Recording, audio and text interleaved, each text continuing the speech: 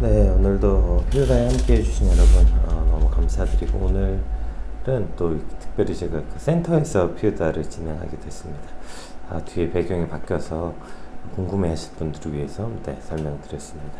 우리 같이 기도하고 그러면 피우다 시작하도록 하겠습니다. 하나님 감사합니다. 오늘도 이렇게 주님의 말씀 앞에 나와 주님 우리가 같은 시간에 주의 말씀을 묵상합니다. 하나님, 이 시간 성령님께서 특별히 우리에게 깨닫게 하시고 주의 말씀을 조명하여 우리가 오늘 알아야 하는 이 말씀들을 통해 우리의 삶이 하나님의 뜻에 합쳐지게 하시고 하나님 마음에 합한 자로 오늘 하루를 살게 하여 주시옵소서. 주말이 시작됩니다. 또 주일을 준비해야 되고 또 누군가에게 쉼의 시간이기도 한 주님, 이 시간들이 정신없이 돌아가는 사역의 시간이든 쉼의 시간이든 그 모든 시간의 주인이 하나님심을 기억하게 하시고 하나님이 영광 받으시는 시간들이 되게 하여 주시옵소서. 감사합니다. 예수님 이름으로 기도드립니다. 아멘.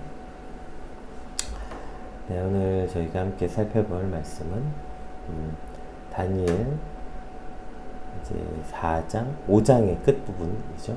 네, 5장의 끝과 6장 2절까지 다니엘 5장 24절부터 6장 2절까지 말씀 같이 살펴보겠습니다. 함께 읽겠습니다. 이러므로 그의 앞에서 이 손가락이 나와서 이 글을 기록하였나이다. 기록된 글자는 이것이니 곧 메네메네 데겔 우바르시니라.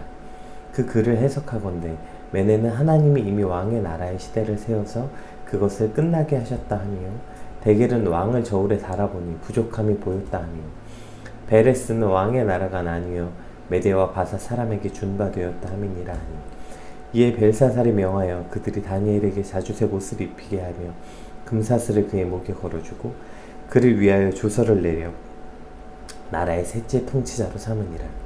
그날 밤에 갈대아 왕 벨사살이 죽임을 당하였고 메대 사람 다리오가 나라를 얻었는데 그때 다리오는 60세였더라. 다리오가 자기의 뜻대로 고관 120명을 세워 전국을 통치하게 하고 또 그들 위에 총리 셋을 두었으니 다니엘이 그 중에 하나이라. 이는 고관들로 총리에게 자기의 직무를 보고하게 하여 왕에게 손해가 없게 하려 함이었더라. 아멘. 네, 이제 오늘은 이제 어저께부터 그 왕궁 벽에 손가락이 나타나서 글씨를 쓰게 된 이 사건에 대해서, 어제는 그 배경과 이유에 대해서 설명했고 오늘은 이제 그 글에 대한 해석이 나오죠. 그래서 이제 25절에 이거 주일학교 때도 많이 읽었던 말씀이라서 읽어볼까요?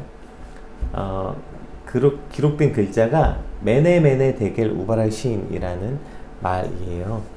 그러니까 이게 이 말, 지금 읽은 이 말이 아람어거든요. 그러니까 이 아람어가 정상적으로 기록되어 있었으면 아마 모두 읽을 수 있는 글자였죠. 게다가 지금 온 날의 지혜자들까지 불러 모았는데 그들 모두 읽을 수 없었습니다. 왜냐하면 하나님께서 이것을 사람들이 알아볼 수 없는 형태로 기록하셨기 때문에 분명히 아람어였는데도 사람들이 알아볼 수 없었던 거죠. 그리고 오직 성령님의 도우심을 받은 다니엘만이 그 글을 읽고 해석할 수 있었습니다. 사실 이것은 지금도 마찬가지인 것 같아요. 제가 오늘 하루를 살아가면서 우리 인생 가운데 일어나는 모든 일들, 우리 마음에 일어나는 일들, 혹은 누군가의 마음에 일어나는 일들을 그것이 어떤 뜻인지 어떤 의미인지 성령님이 조명해 주시지 않으면 우리는 아무것도 깨달을 수 없는 것 같아요. 굉장히 무지한 채, 깜깜한 채 살 수밖에 없는 것이죠. 그리고 그러한 것들이 성령님이 조명해 주기 시작할 때 알아지고 깨달아지는 것 같아요. 오늘 피우다 역시 그럼 성령님의 도우심으로 또 성령님의 조명하심이 있는 시간이 되길 소망합니다. 메네라는 말은 계산하다, 세다라는 어원을 가진 건데요. 이것이 이제 계산되어진, 세어진이라는 의미예요. 그리고 이제 데겔이라고 얘기했죠. 이 테켈은 저울 혹은 저울로 다는 행위라는 뜻이고요. 이 우파르신이라는 말은 우는 접속사고요. 이 파르신은 쪼개짐, 나눔이라는 의미입니다. 직역하면 이 메네메네 데겔 우바르신을 직역하면 세어지고 저울에 달려 그리고 쪼개진다, 이러한 뜻입니다. 그 구체적인 사항들이 이제 아래 나오죠. 근데 여기서 이제 우리가 하나 살펴볼 건 메네메네가 반복되어졌다는 거예요. 메네가 달아보다라는 뜻이라고 했잖아요. 그러니까 이 메네메네가 반복되어진 건 하나님께서 지금 세어보시고 또 세어보시고 계산해보시고 또 계산해보셨다, 이러한 사실을 표현하고 있는 거죠.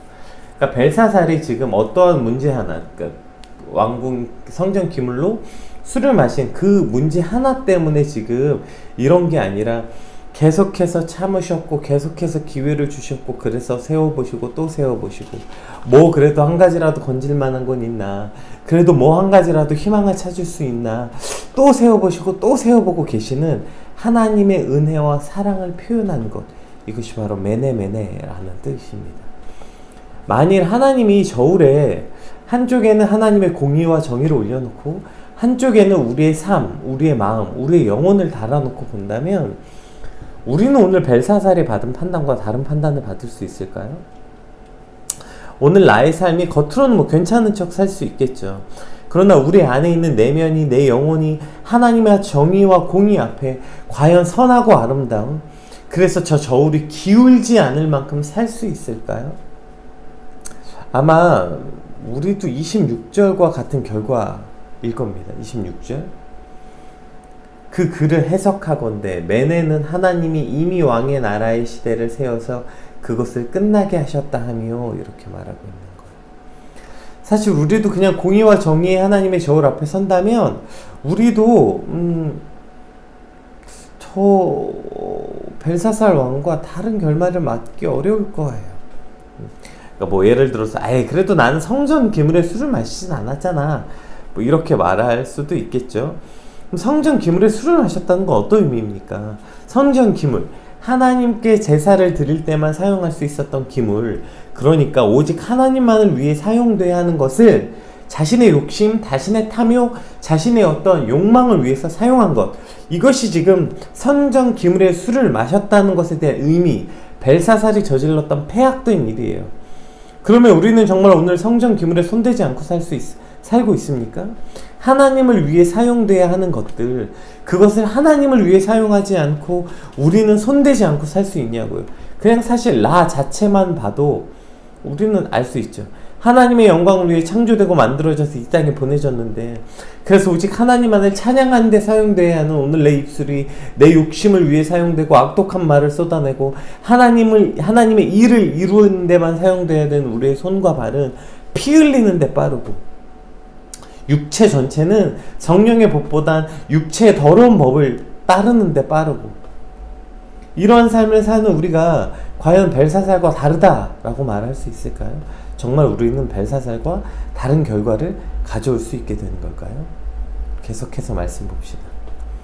데겔은 왕의 저울을 달아보니 부족함이 보였다 하며, 베레스는 왕의 나라가 나뉘어 메대와 바사 사람에게 준 바 되었다 함이다 하니, 사실 우리도 벨사살과 같이 저울에 달아보면 부족함이 보였다 하며 아마 이 사실과 다르지 않을 거고, 우리의 삶도 저울에 달아보니 한참 모자라서 너의 시대는 끝났고 이제 너의 시대와 시간은 다른 사람에게 주겠다는 이 선언이 벨사살뿐 아니라 오늘 우리에게도 같은 선언이 있다 하더라도 사실 하나도 이상하지 않고 항명할 수 없는, 억울하다고 말할 수 없는 게 사실인 것 같아요. 그런데 오늘 우리의 시간과 시대가 끝나지 않은 건 뭘까요? 그것은 메네메네 이것 때문이에요. 그래서 제가 오늘 본문 제목을 하나님의 저울이라고 지었는데요. 메네메네, 세고 또 세고 계시는 하나님의 오래 참음, 하나님의 사랑, 하나님의 은혜, 즉 하나님이 우리를 구원하시고자 하는 하나님의 작정에 따른 것이지, 우리가 벨사살보다 더 나은 사람이라서, 우리가 벨사살보다 더 깨끗하고 뭐 더 하나님을 잘 섬기는 사람이라서 오늘 우리는 우리의 시대가 끝나지 않는 벨사살이 받은 심판을 우리가 받지 않은 게 아니라는 거예요. 아이들이 처음에 한글이나 수학을 이제 배우게 될 때 뭐 한 3, 4살쯤 아이들이 이제 막 학습지 같은 거 풀어요. 풀 때 이제 엄마가 그걸 풀어주잖아요. 그때 그 아이가 이 문제를 몇 문제나 맞춰줬나, 여기에 관심 있는 엄마가 어디 있습니까? 잘 풀어서 그 아이가 이해하길 원하는 거예요. 그래서 아이가 엄마 다 풀었어요 라고 가져왔을 때 엄마가 그 아이가 막 자신있게 가져온 그 문제지를 놓고 빨간색 펜으로 막 쫙쫙쫙 긋고 20점 이렇게 써주는 엄마가 어디 있어요. 틀린 문제를 보고 엄마 생각엔 이거 아닌 것 같은데 이거 다시 세워볼까? 이거 다시 계산해볼까? 다시 풀어볼까? 그렇게 아이가 풀 수 있도록 기다려주고 알려주고 또 참고 오래 참고, 그래서 그 아이가 답을 맞췄을 때 크게 칭찬해주고 크게 동그라미를 그려주죠. 어쩌면 그 테스트는 그 동그라미를 그리려고 하는 테스트이기도 해요. 오늘 하나님의 저울은 그러한 저울인 거예요. 우리가 마트 가서 뭐 이렇게 한쪽에 고기 넣고 뭐 한쪽에 뭐 놔서 이렇게 재는 양팔 저울 같은 저울이 아니라, 한쪽에는 그래서 내 행위, 한쪽에는 하나님의 공의, 이렇게 대놓고 기울어지면 너는 아웃, 너의 시대는 끝, 이러한 저울이 아니라고요. 만약에 그러한 저울이었다면 우리도 오늘 벨사살과 모두 동일한 결말을 맞을 수밖에 없는 거 아니겠습니까? 너의 시대는 이제 끝났다. 너는 재어봤더니 하나님의 공의와 정의에 한참 모자란다. 여러분, 이 저울에 자유롭고 이 저울에 너는 달아보았더니 와, 너는 하나님의 공의의 정의에 조금도 모자라지 않다. 이러한 사람이 과연 있을까요? 그런데 오늘 왜 우리는 이렇게 숨쉬고 살 수 있는 걸까요? 그 저울이 하나님의 은혜의 저울, 메네. 또 기다리시고 또 기다리시는, 또 세워보고 또 세워보시고 또 계산해보고 또 계산해봐서 그래도 이 중에서 하나라도 내 마음이 합한 거 있지 않을까? 그래도 이 중에 하나는 내가 얘를 사랑하고 희망을 포기하지 않을 만한 무엇인가 있지 않을까? 마치 그 아브라함이 그 의인 10명, 100명으로 시작했다. 10명만 찾게 해주세요 라고 얘기했던 그러한 마음으로 하나님이 또 참아주시고 또 참아주시는 하나님의 은혜와 사랑의 저울이기 때문이죠. 그래서 오늘도 우리가 이렇게 살아가고 있는 거 아닙니까?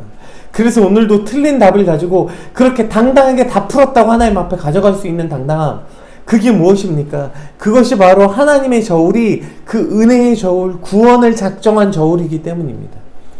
오늘 그 사랑의 저울, 그 은혜의 저울에 오를 때마다 언제나 그 하나님의 은혜가 기억나는 거예요. 그래서 그 저울에 오른다는 건 그런 의미입니다. 오늘도 우리 역시 그 저울 위에 올라요. 하나님이 우리를 그 저울에 달아보십니다.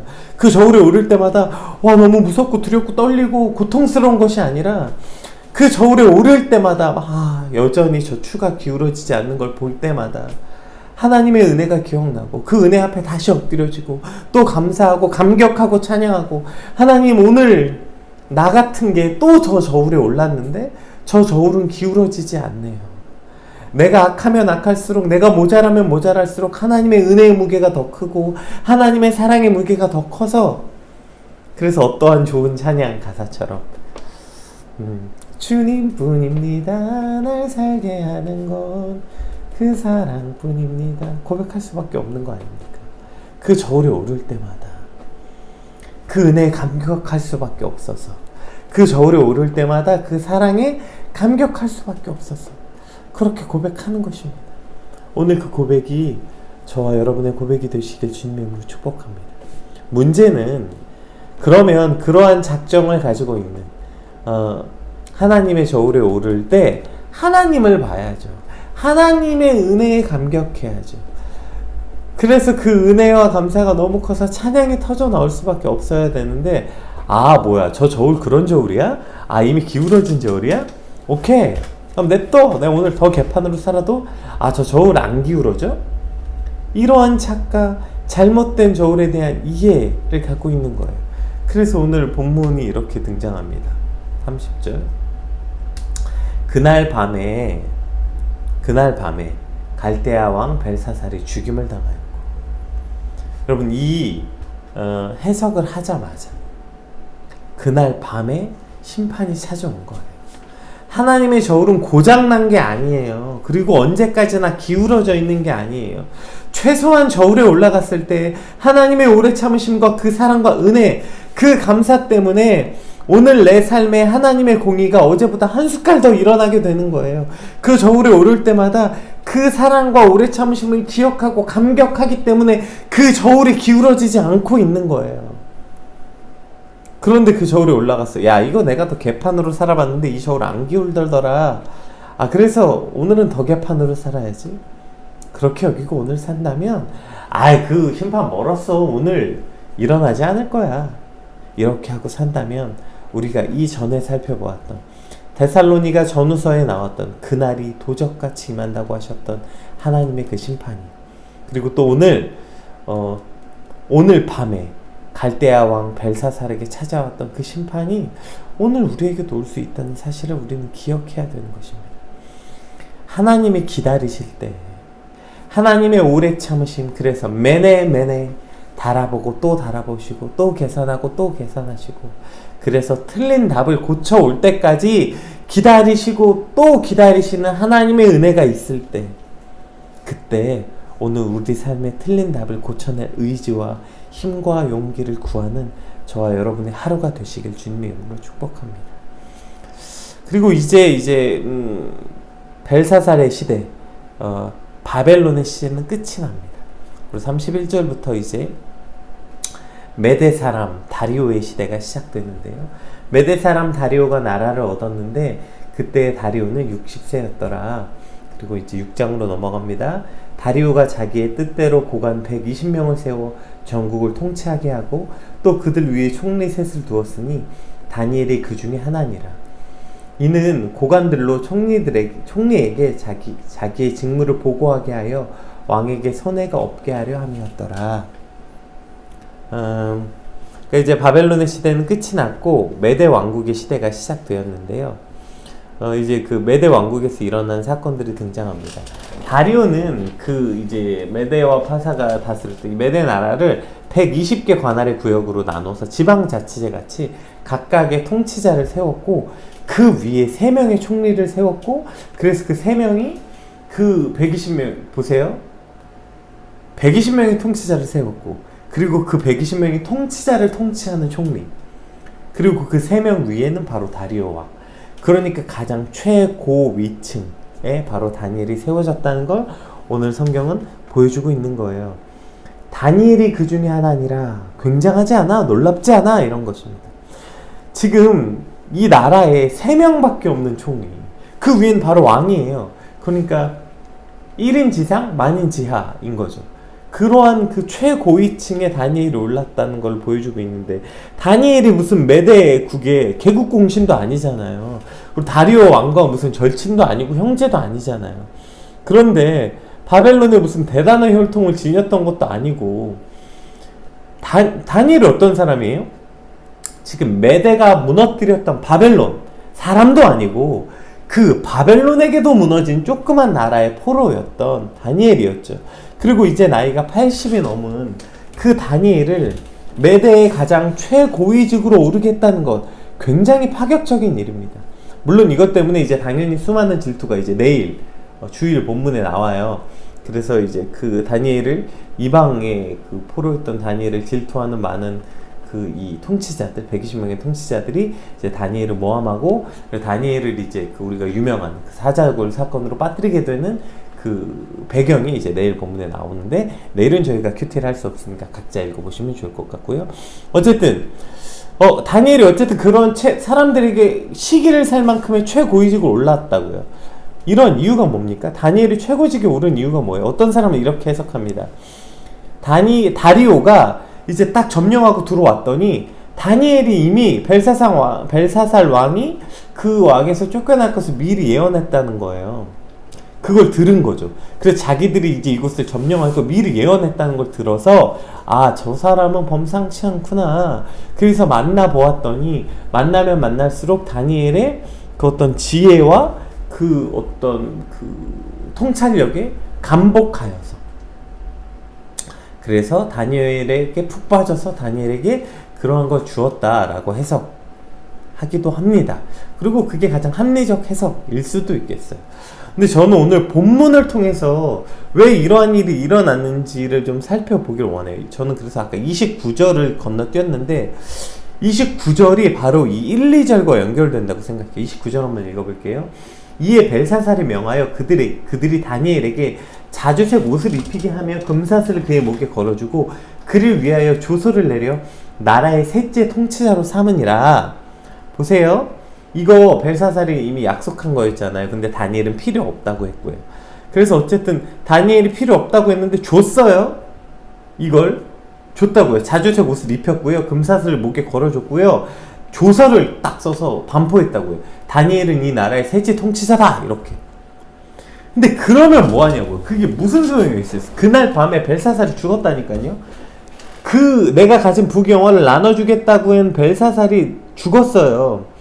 그러니까 다니엘은 바라지도 않았지만 어쨌든 약속된 성공과 약속된 부귀영화가 한순간에 날아갔다고요. 벨사살이 죽었고 그 나라가 망했어요. 이런 거죠. 뭐 어떤 대기업 회장이 지나가다가 우리를 좋게 봤어요. 아, 당신 내일부터 본사로 출근하고 이사로 발령 내겠다 이렇게 공포했어. 그래서 사원 게시판에 쫙 떴어. 누구누구 본사 이사 발령 이렇게 막 와 난리가 났죠.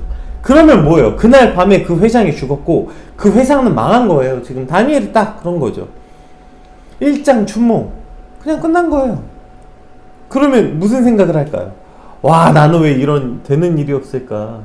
와, 내가 어떻게 여기까지 왔는데, 야, 내가 드디어 이제 내일이면 이렇게 됐는데, 와, 어떻게 이렇게 재수가 더럽게 없을까? 나는 이런 생각 하지 않을까요? 내가 어떻게 여기까지 왔는데 어떻게 여기까지 오긴요. 아까 봤잖아요. 하나님의 오래 참으심과 은혜로 여기까지 왔지 뭘 어떻게 여기까지 왔습니까?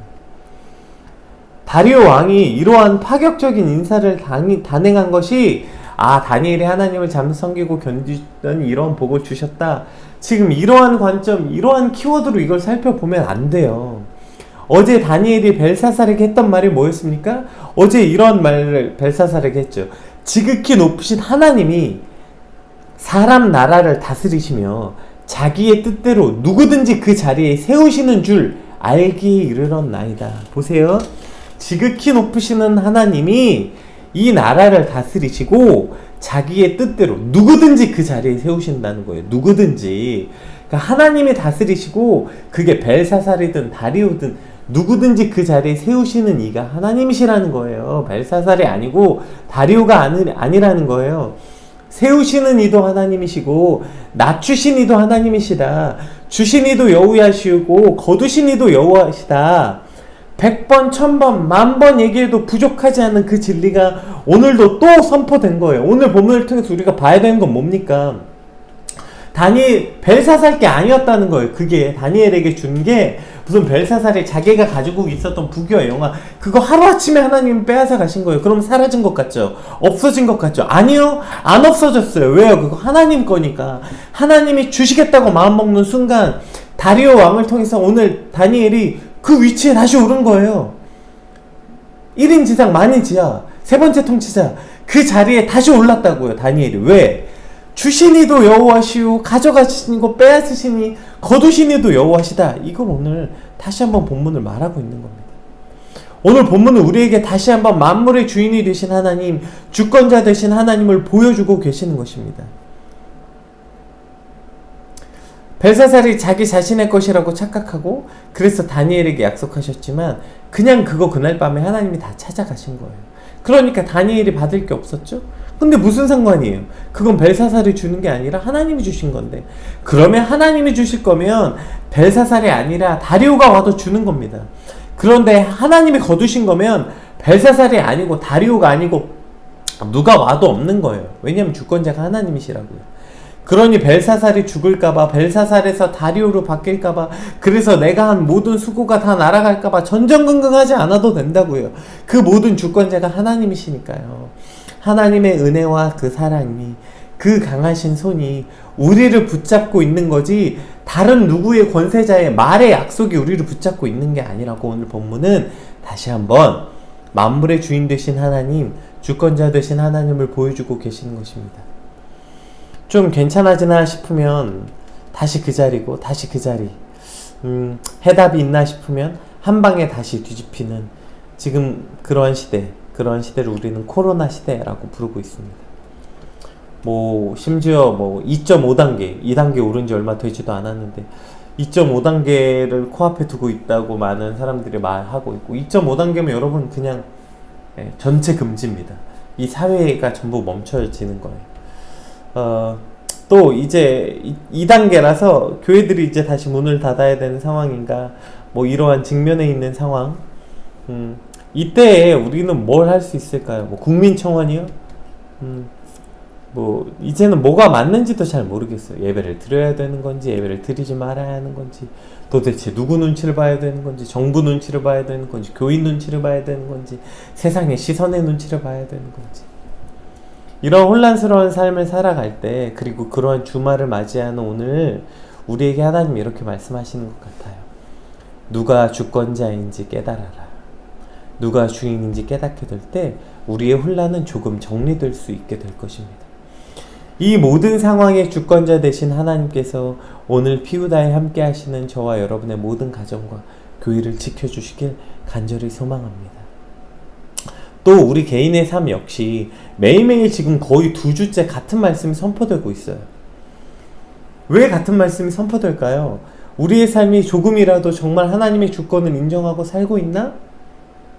이 아침 시간이 지나고 나면 다시 세상 눈치 보고, 사람 눈치 보고, 직장 눈치 보고, 뭐 이러한 거 보느라고 하나님은 온데간데 없는 삶을 반복되기 때문에 오늘 우리에게 계속 반복해서 이 말씀을 주시는 것은 아닐까요? 오늘 이제 주말이 시작되는데요. 오늘 한 주의 우리 삶을 좀 돌아봅시다. 한 주 삶 가운데 정말 매일 같은 말씀이 선포됐잖아요. 하나님의 주권에 관한 말씀. 근데 나의 삶은 한 조각이라도 정말 그 하나님의 주권을 인정하는 삶으로 살아내었는가? 그렇게 살아내고 있었나? 되돌아보시고 다시 한번 모든 주인 되신 하나님, 모든 주권자 되신 하나님, 벨사살도 아니고 다리오도 아니고 오직 하나님만 바라보며 살아가는, 그래서 하나님께 다시 돌이켜 나아가는 그러한 오늘 주말의 시간이 되는 저와 여러분이 되시길 주님의 이름으로 축복합니다. 우리 오늘 받은 말씀 붙잡고 함께 같이 기도하시고 또 주말을 승리하는 저와 여러분 되시길 축복합니다. 우리 기도하고 함께 큐티하겠습니다.